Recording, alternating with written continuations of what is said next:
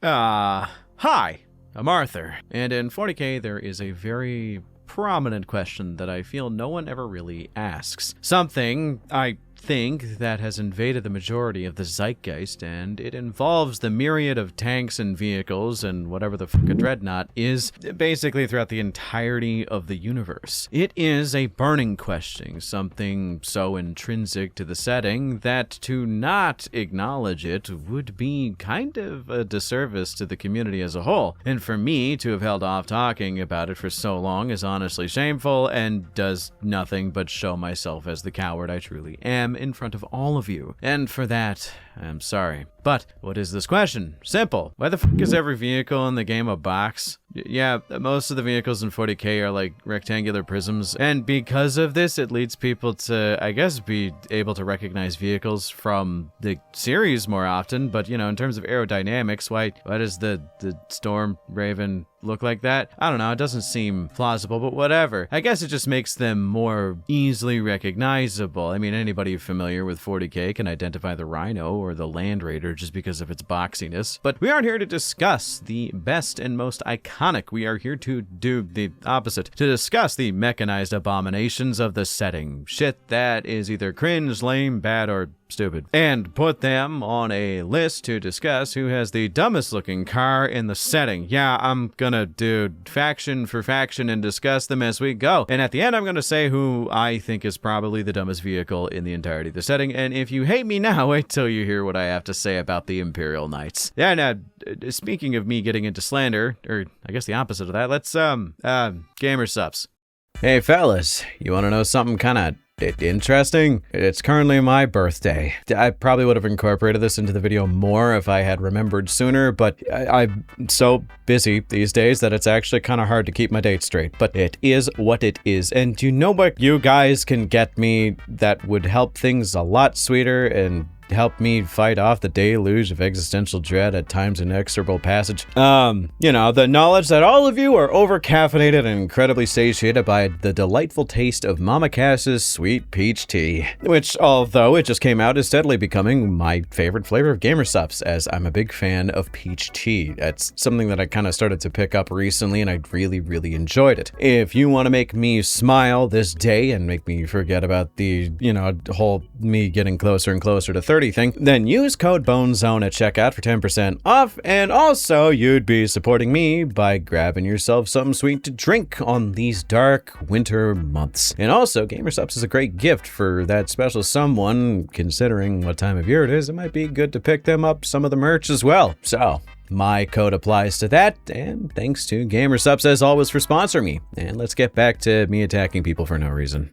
In this discussion, you are going to see a lot of familiar faces, but I feel like we have to start in a place that a lot of you might not know off the bat. See, with the launch of 8th edition 40K and the new scale of Space Marine, that being the Primaris Marine, we have had some very rather interesting developments in terms of the gear they use. Oh, does this mean I'm gonna talk about the Invictor warsuits? Or maybe I'm gonna talk about the Tinnitus any % speed run vehicle that is the Invader ATV. Nah, actually neither of those, because although a lot of people think those are goofy, the worst vehicle currently in use for the Space Marines does not have rules, nor does it have a model, and it is constantly mentioned throughout the lore of the modern setting, but has never once even probably been considered for a vehicle or a miniature to be played with. For some reason, the Overlord gunship is mentioned more often in modern day than that of the Thunderhawk, but does not have a model for some reason, which is wild because we don't have a single new flyer model for the Space Marines. And I don't mean like the land speeders or storm speeders or whatever the hell they're called, which I guess they do count to some degree because they're a fast moving vehicle, but no, I mean like we don't have any planes. We still have to go with the same shit we've been using for decades now. So yeah, we can't have the Overlord gunship, I guess, which apparently is really cool in lore. Now, for the sake of scale, I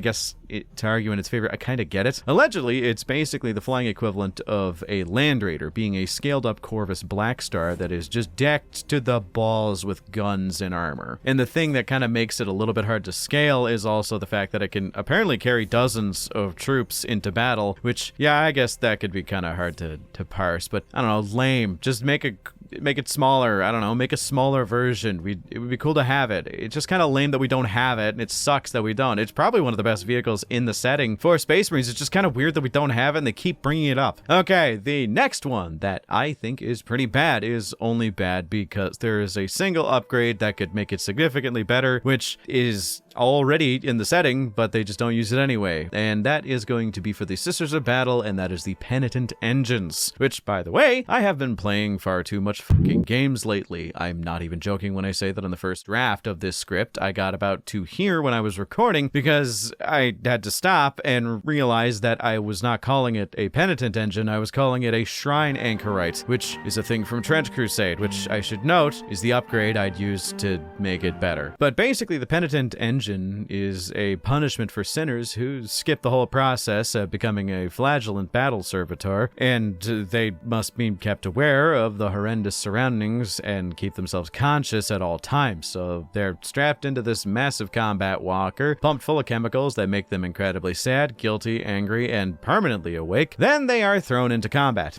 It's kind of an amazing idea. I mean, I like it as far as the setting goes, but my only problem with the Penitent Engine is why not add like a flak vest and maybe a helmet to the guy at least? I don't know, some armor, a couple pie tins stapled to him might be cool. The machine is a useful tool, and they do that for the mortifiers, I should note, which is just the version the Sisters of Battle get strapped into if they're a Sisters Repentia that fails too much. So they have this massive metal coffin that they can stick people in to kind of block shots. But no, it's symbolic. It's, you know, we got to send the guys in as a punishment, and if they die, they die. I'm like, yeah, but I don't know, maybe something. I don't know, maybe just keeping them alive and not losing millions of dollars of tech because one person had a really good pistol shot from a couple feet away is a better idea, but whatever. Though I suppose they are just the Sisters of Battle, and they are the ones who send in the Sisters Repentia in general, which are naked women with battle swords, but with eviscerator chain swords, but whatever. Okay, the next dumbest vehicle is dumb for a whole other reason. So, the Mechanicus. Love them, hate them, be like me and love the look of them, but absolutely despise building and painting them so much that you gave away thousands of points worth of Mechanicum for the Horus Heresy to someone, but by golly gosh, do they have some fun and whimsical models. But I gotta pick at least one, so let's go with the Iron Striders. You're gonna notice a trend with combat walkers in this video, but yeah, they're gigantic, tall walking targets with front-mounted turrets and a guy that has to pilot them and also be literally wired into them in order for them to work. And not only are they just giant, lanky targets that are awkward, they can't be shut off at all. They have to keep moving, and if they stop moving, they shut off forever, and no one knows how to turn them back on. So they are tied up to a pole and run around in circles all day, because if they are turned off at any point, as I said, we just lose those. So these are kind of hard to make, and I don't think we could really find any more of them. I just think that that's really, really dumb.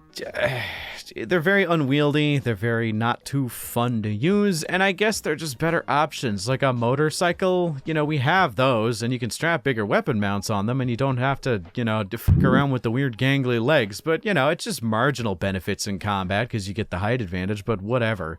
Also, shout out to the Archaeopter, which instead of following the trends of all modern vehicles that the rest of the setting uses, having either rotors like a helicopter or plane-style wings, they opted for membranous wings that flap like a bird's instead of, you know, like a normal plane's wings while they hover, which, all right, I guess going back to basics works sometimes, but whatever, man. All right, I feel this one is going to start ruffling some feathers soon, so let's get the difficult ones out of the way then, eh? So the Imperial Guard.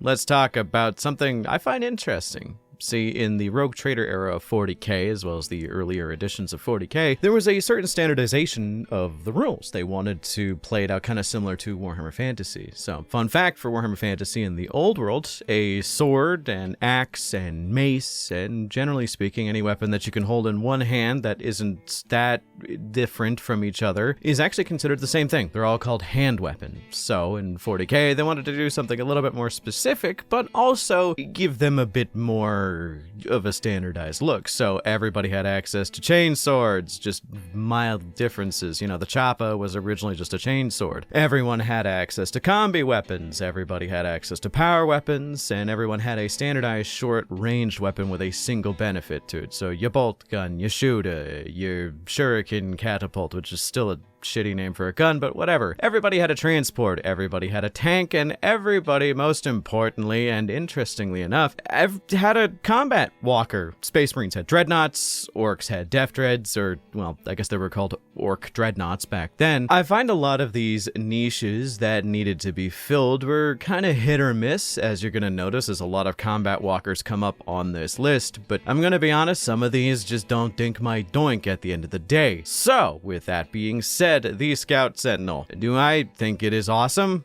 Kinda. I don't know. I like the idea of it, I guess. Not really okay with the dinky little chainsaw melee arm, but I guess it is for cutting down trees. Outside of Catachan and forested areas, it doesn't really, I don't know, it doesn't seem to work. I think the fact that it's just an ATST with less armor plating is kind of obvious, down to the fact that the ATST is a scout vehicle as well. I think the open cockpit is dumb, and before you ask, yes, I even think the older version is kind of dumb too, even if they prefer it. I'm sorry I don't make the rules, I just arbitrarily enforce them. Leave me alone, but don't worry, this is going to get significantly worse from here, I should note. Let's get into Knights. Imperial Knights. A little backstory here, me covering Imperial Knights has been one of the most requested things on the channel. The big hulking mechs that in lore are one of the main reasons why humanity is as strong as they are right now. Not just because, congrats, you're a faction with an entirely dedicated Gundam regiment, but it's actually because on the worlds that knights were pretty common to be used as like a means of war instead of farming equipment, they were actually a pretty religiously populated planet. So that would usually mean that people were executed for witchcraft, so psychers were not as common. So during the Dark Age of Technology, when, you know, psychics came out and started to ruin the entire universe, they were kind of hunted down, and these planets were relatively unscathed and also had Gundams. So yeah, people like Gundams, people like gigantic mechs, and people really want me to cover them more, so why haven't I? Because I think knights are kind of lame. Yeah, sorry, I just don't fuck with them at all, guys. I genuinely just don't see it. I don't know how to describe it as well as I can, but very rarely I enjoy big knight battles in books, because I guess I just don't really read 40k for the majority of the mass battle combat. I like one-on-one brawls, I like the description of combat from the perspective of a single guy, but when it comes to giant mechs slamming into each other, there has been very few times I've actually just enjoyed it. The only time that I have is usually when the characters involved are very interesting. Like the Titan from Hell's Reach, whose name I'm actually beginning to miss because the Titan pilot was so cool. Or also when there were these two knights that worked together to slam the Kaban machine off a cliff pre-Heresy in the Horus Heresy series. I pop off because that's sick as shit, but that's because of the build-up and the characters they're in. So my short answer is, what is the dumbest model in the knight range? And the answer is all of them. Wah, stop fucking crying. Speaking of molding, let's cover the Custodes.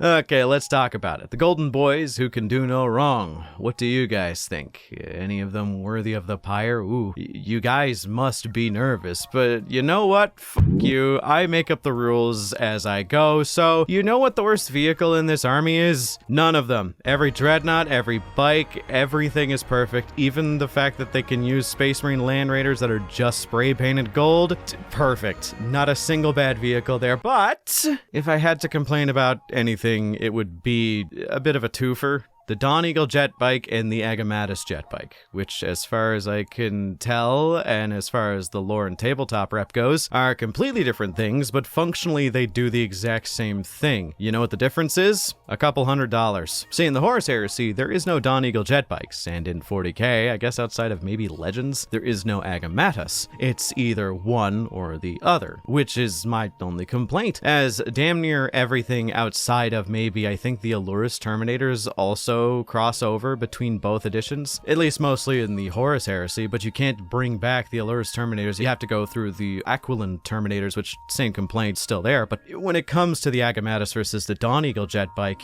they are so different in price because one is Forge World resin, the other one's a multi-part plastic kit. So because, getting into Horus Heresy, especially if you want to get some of the cooler models, is pretty expensive, and I play against someone who does have Custodes models, I usually just let him run his Dawn Eagles because I'm not going to make them break the bank for my own head cannon on the tabletop. But this is more of a complaint for GW than the vehicle itself, but I do think it is kind of stupid that there is a differentiation. Let's dip away from the worlds of the Imperium and go to something that is objectively evil this time. Let's talk about Chaos. I will state this section is going to be a bit short, as most of the Chaos factions actually don't have as many vehicles that are different from the Imperium as you'd expect, and I'm not just going to be like Rhino, because that'd be dumb. I mean, I could say also something like Chaos Demons had a bad vehicle, which is the Skull Cannon, but I would be lying. The Skull Cannon kicks ass. But yeah, I am including demon engines, as most of them are demon engines to some point. So let's boogie. What is the worst of the worst for the vehicles of the CSM to start? Well, this is one of the kind of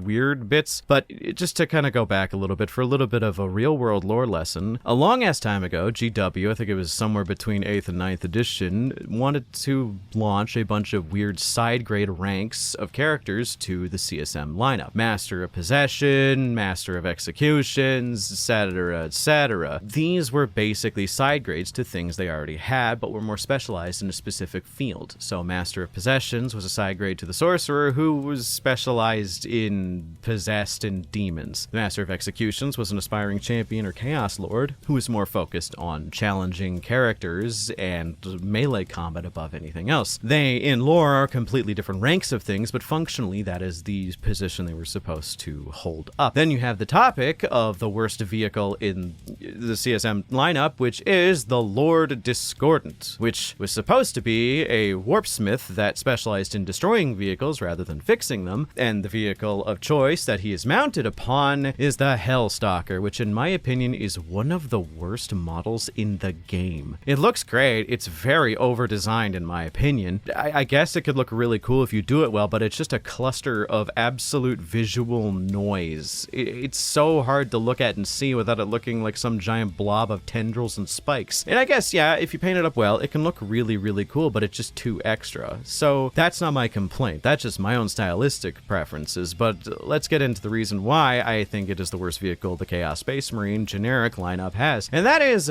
building, painting, transporting, and even handling-wise, this model is worse than any Mechanicus or Mechanicum model I have ever had to build or deal with in my entire life. And considering I just got rid of all of my Mechanicum because I hated how they painted and build, that gives you an idea of how bad this model is to build. It is so annoying because at least the Mechanicus or Mechanicum don't usually have spikes all over them. This model is going to lose bits when you transport it, and God help you if you drop it. It explodes. It's terrifying. And it doesn't even matter because at some point you're gonna nick it. It's gonna lose a tendril, its tail, it's gonna lose its gun. There's just so many fiddly bits on it that I feel were just design oversights. And if you don't have a really good foam transport container, then it's going to break at some point soon. I just don't really like that, and I think that this model is pretty bad for that. In lore, I don't know, it's kind of okay, I guess.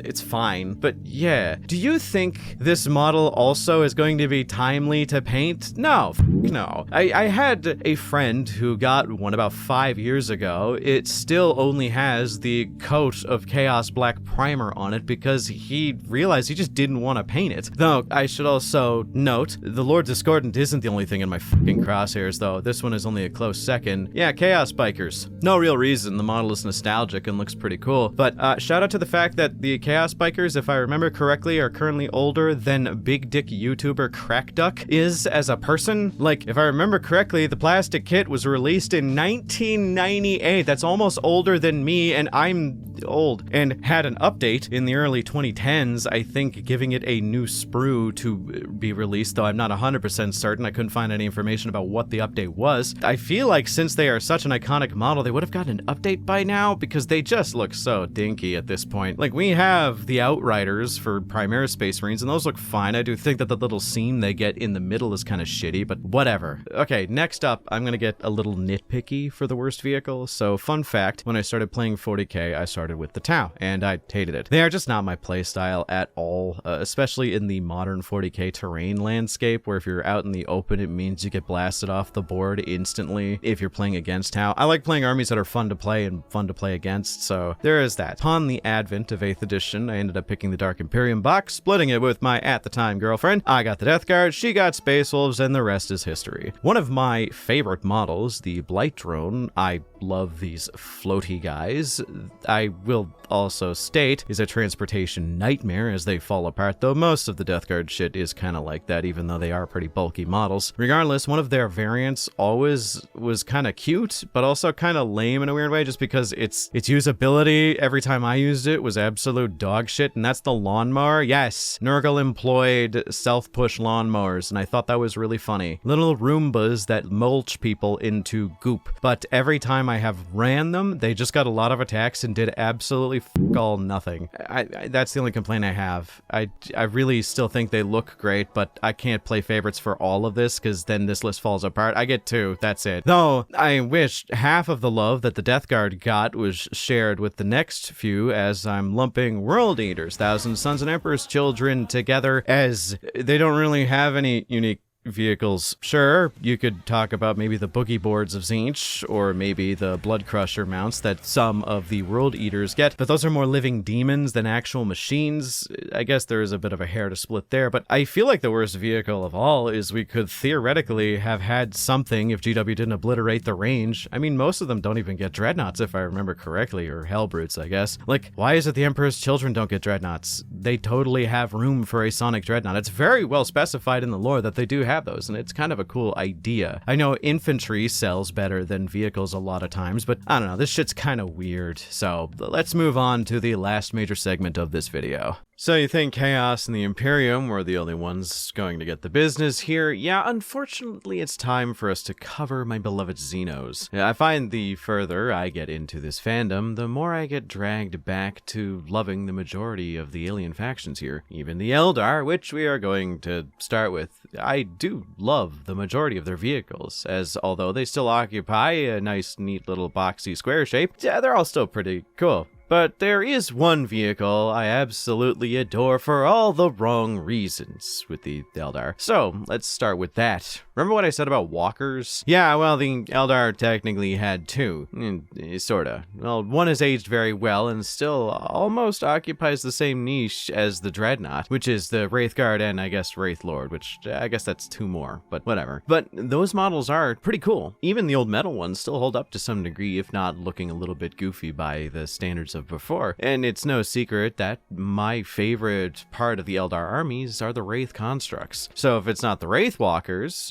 what is the dumbest model? The goddamn Warwalker. Now, I love this model, as I mentioned. I love that in lore, they unironically just refer to it as the same thing as an Imperial Sentinel, but like, no, it's totally better in all categories. Like, it's faster, shoots bigger guns, and has more defensive capabilities, and also he can bench like 7 plates LMAO, but I love that they just straight up say that. It has the ability to mount Eldar tank weapons on its hull, which is cool, I guess, but I don't know, I just gotta say the fact that it's basically the dumbest looking version of a Jenner from Battletech always makes me scoff a bit. I've never seen it really on the tabletop, but it's just so doofy looking, and I feel like there is a much more efficient way of configuring this. I mean, don't Eldar have like psychic anti-grav tech, thus overriding the use for legs? Not to play devil's advocate here, but there is actually a use case for legs on mechs and legs in gun platforms, because tires, wheels, and even to some degree tank treads can't go over very heavily inclined rock surfaces, so having legs to be able to stabilize with the usage of gyros, that shit made sense. But anti-grav is like that, but I guess even better because you don't even have to find a stable standing position, you just kind of float in the air, I guess. So the Warwalker just always seemed a bit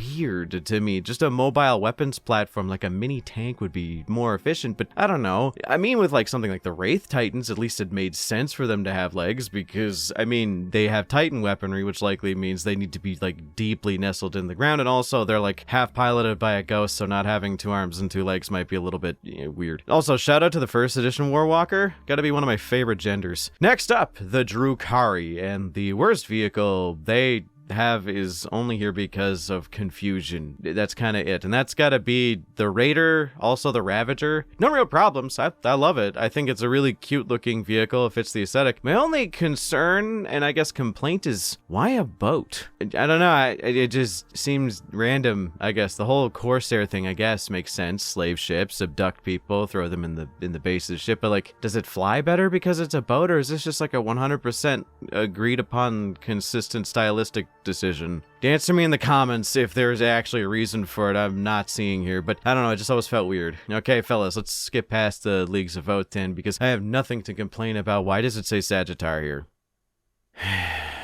Alright, let's talk some shit. With the new Leagues of Votann waves out, I am appeased. There's so many new miniatures that I can actually try new armies and try new ways of playing, but there has always been one request I have from James Workshop, and I will be completely appeased forever. Well, 2 technically, but we're not talking about the fact that the Leagues of Votann don't have a combat walker yet. But yeah, why on God's green earth do we not have a 10-man transport when most of our units that need transports are in squads of 10 minimum and cannot be divided into smaller groups naturally? Like, for those who don't know, the Sagittar is kind of our only cheap transport, I guess. We'll get there. And it has a transport capacity of 5. Well, 6, because you can put a character in it. Meaning it can hold 5 guys, well, 6 guys, which is good for my Berserks and like 1 unit of Iron Master. But Hearthkin and Jaegers came in units of 10, and everything that is a unit of 3 usually takes up a space in the transport more than 1 per model. So the Sagittar's rules allowed you to divide a group of 10 into 2 5s, and thus divide it into 2 Sagittars. So the Sagittar has to come in a unit of 2, right? No, it comes in a unit of 1. And the dedicated transport slot only allows you to have 6 of a specific model in your army, and the battle line choice allows you to have 6 of a specific unit in your army as well. So that means if you have 6 units of Hearthkin, you can have 6 troop transports that are the Sagittar. So dividing them up would mean that you could transport fully 3 full units of Hearthkin, which, I mean, if you're running 6 units of Hearthkin, you're doing something weird here that I just don't understand. But I don't know, I just felt like it was just a weird oversight to not have them be in units of 2, even though in the prior editions they were. I guess prior edition, because they've only been in 1, but whatever. It's a confusing rule decision, okay? So let's just like get into the next thing that I want to bitch about, because that's all I had to say. I think all the aesthetics of the Leagues of Votann vehicles are fantastic. But yeah, let's talk something that I just question the practicality of, and that is the Doomstalker. Yeah, Necron vehicles are pretty fun. All of them are pretty great. For an entirely machine faction, it makes a lot of sense. So I gotta state, I do like the Doomstalker. I gotta admit that it just seems kind of awkward, weird, and doesn't make sense. And no, I will not talk about the Canoptic Reanimator. I love him. It's terrible, but I love him, and I love him more than I dislike the Doomstalker for its weirdness. And I get what they were going for with it. It's a pseudo-reference to the tripods from War of the Worlds, but like, I don't know, man. It's just weird to look at. It occupies a weird niche because it has, from my understanding, a slightly weaker version of the Doomsday Arc's Doomsday Cannon, which, don't get it twisted, the blaster the Stalker has and the cannon the Arc has are both devastating weapons. They're called Doomsday weapons for a reason. They're one of the strongest weapons that the Necron can field. But I just find the idea of mounting one of these high priority weapons on stilts, although giving you a better vantage point, makes it an easier target to hit and very much harder to block shots for from long range artillery fire, which is kind of what these guys are going to die to, quite often. I don't know, it just feels like it's weird. It's not the worst vehicle in 40K by far. I just have to have some kind of complaint for it, so I gotta levy that. Okay, so here is where I think most people can understand. So I think all orc vehicles in 40K are a gift from God. All of them have a certain specialness to them that makes them so fun to look at. You can even just glue a bunch of barbed wire and plastic sprue bits onto a model car, and if you paint it up properly, that's just a right proper orc vehicle, and I fucking love that. But if I had to pick one I feel misses the mark a little bit, that would be the Hunter rig and I guess the Kill rig. I just don't really like the big fat pigosaur squigosaur pulling it in the front. If there was an option to have it be like entirely a Mack truck with a big ass battle wagon in the front and have the back be like some cool 18-wheeler trailer setup, chef's kiss. I just find the Pigosaur Squigosaur takes from the design a little bit and makes it a little bit too cluttered. Yeah, no, that's it. Everything else is perfect. On to the last two factions, and then we'll crown a winner here, folks. Let's see. Tau.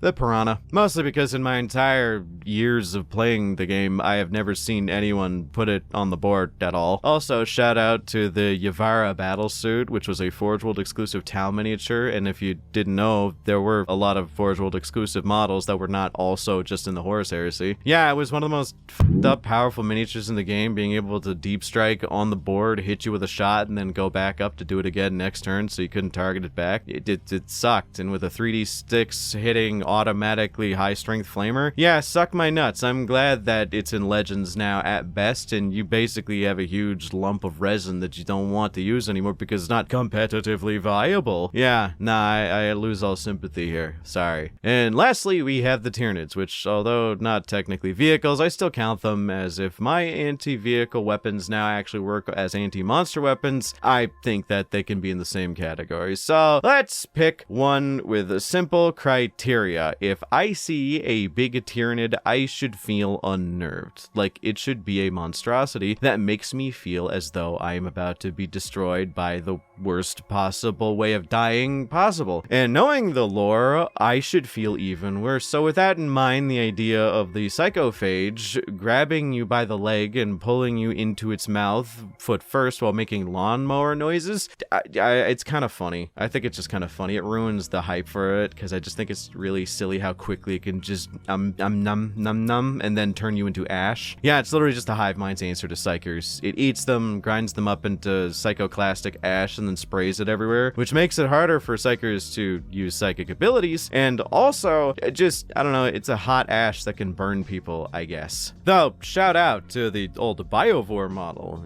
You are still one of my favorite models in the history of the game. So yeah, with all the factions out of the way, we are left with one decision. What is the worst vehicle in 40K? What is the vehicle that I look at and can't even consider intimidating in the slightest? If you know me well enough and you've been paying attention to this video from the beginning, I think the answer is pretty obvious. It's obviously the Nemesis Dreadnought for the Grey Knights.